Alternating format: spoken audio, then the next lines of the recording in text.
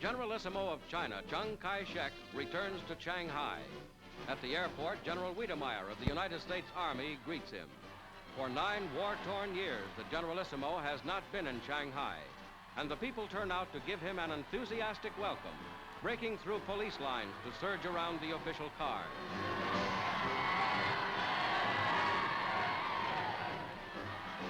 Almost 250,000 people pack into the race course to catch a glimpse of China's leader and to hear him speak.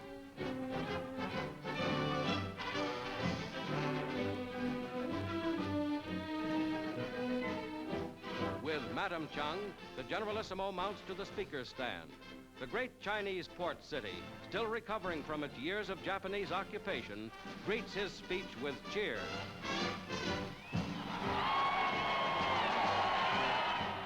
China's Chiang Kai-Shek rejoices in his nation's return to peacetime life.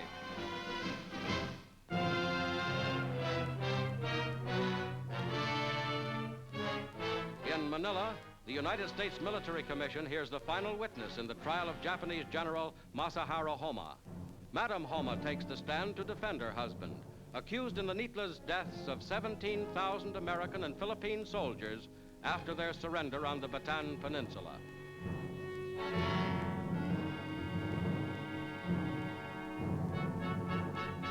General Homma is called before his military judges to hear the decision of the commission. He bows before hearing the sentence. Upon secret written ballot, 2/3 or more of the members concurring, the commission sentences you to be shot to death with musketry. The accused will be escorted from the courtroom. Another Japanese war criminal will pay with his life for his savage deeds.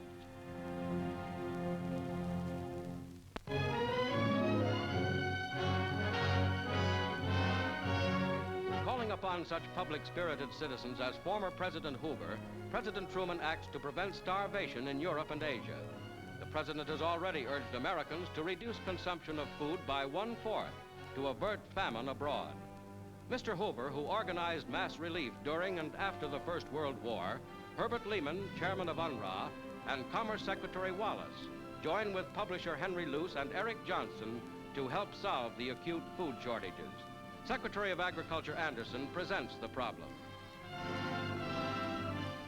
We've done a magnificent job thus far. We've contributed millions of tons of food, but we've not yet seen the job through. And I certainly appeal to every American to do everything possible in the way of personal sacrifice to see to it that millions now threatened with starvation do not actually suffer and do not actually die. We have to strain ourselves a little more to make that possible.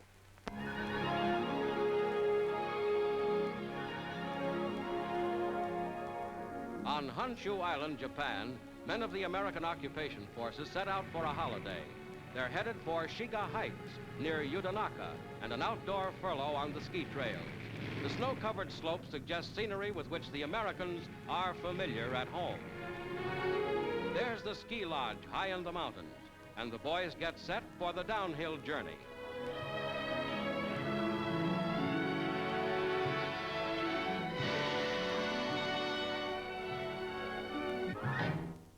Not all of these young men are experts.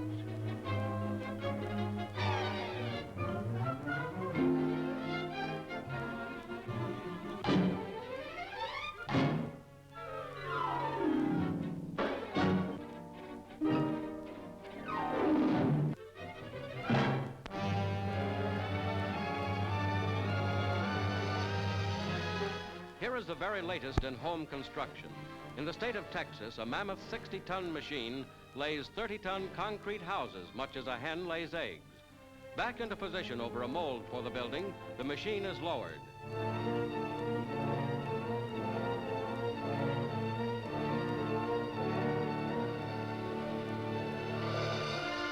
Concrete is poured onto the top of the mold. After a 24-hour hardening period, the completed house will be lifted from the mold and carried to its site, even miles away. R.G. Letourneau, developer of the amazing machine, sees it rise off the completed house on hydraulic lifts. The machine can make one concrete and steel house in little more than a day at moderate cost. Moving away to its next job on 12-foot-high pneumatic tires, the machine leaves behind a home ready for the finishing touches.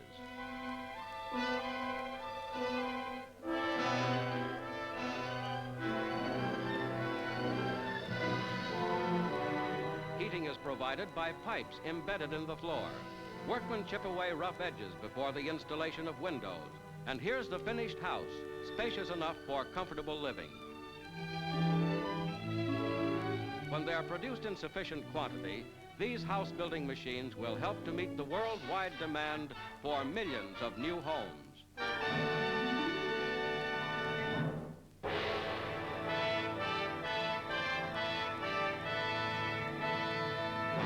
ruined city of Yokohama is surveyed by Emperor Hirohito on an unprecedented tour of Honshu Island. According to the Potsdam Declaration, the people of Japan will choose their own form of government.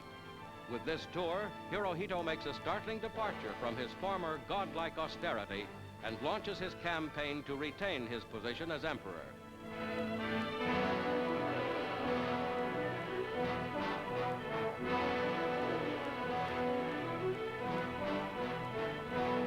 The emperor leaves by car for Uraga to meet those Japanese who went abroad to colonize Japan's stolen empire and have since been returned.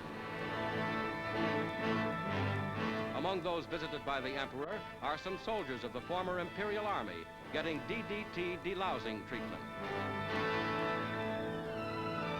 Hirohito visits a hospital to speak to the men. This is only the third time since the war that the emperor has ventured outside the palace grounds. On this day, he is seen by more people than have ever seen a Japanese emperor in recorded history.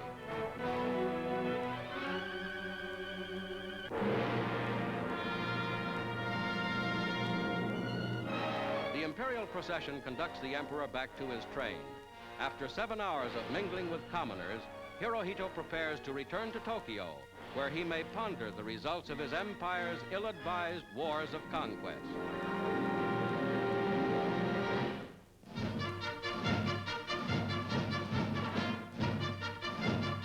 Madison Square Garden, New York. The world's most famous boxing ring presents the finals of the Golden Gloves, goal of every young amateur boxer. Heavyweight champion Joe Louis started his career here. Tonight, these youngsters have their hearts set on a career in professional pugilism. And for the first fight, Wade Chansey in the white trunks slugs it out against Manuel Granda in the heavyweight division. Chansey, 19 years old, is just back from service in the armed forces. That's all for Granda. The middleweight bout, Frank Nardizzi in white trunks versus Nick Kashuba. Kashuba presses the fighting and takes a commanding lead, but Frank's not through. These kids keep on until they're out.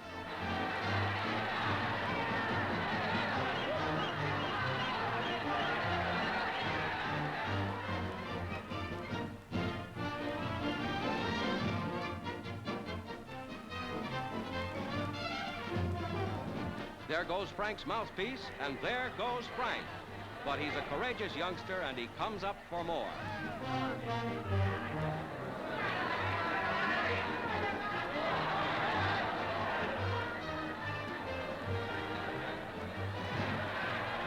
But courage isn't always enough, and Kashuba is too much for young Nardizzi. 8, 9, 10, and out.